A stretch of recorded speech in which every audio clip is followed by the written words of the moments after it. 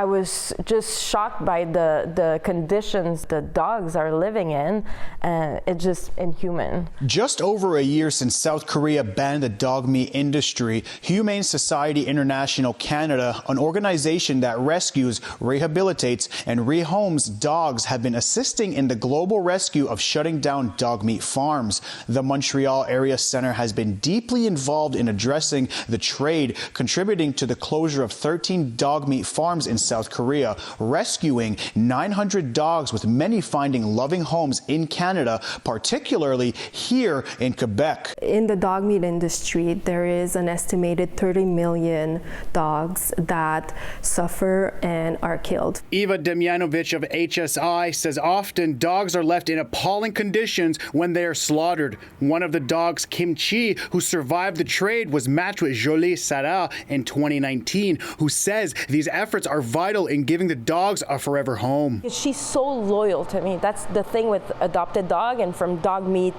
farm, is they come into your life and they're so, they're so grateful.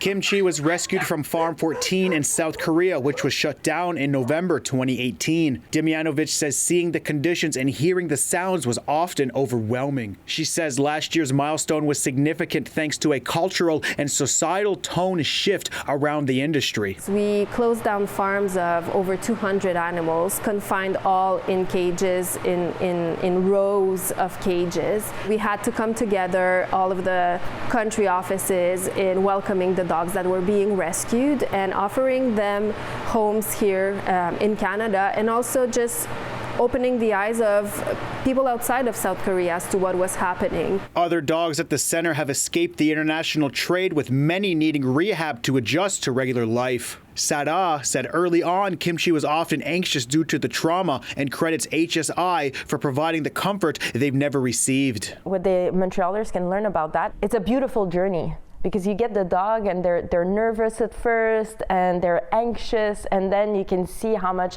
if you take care of them, you give them love, you meet their basic needs. Demianowicz says information for adopting or getting involved is available online, as they hope dog lovers across the province will get involved in helping provide a home for these canines. This is not the end. We continue to put pressures on governments all over the world to help regulate and just on the legislative front help stop this trade. When we all come together on an issue, that's when we see change happen.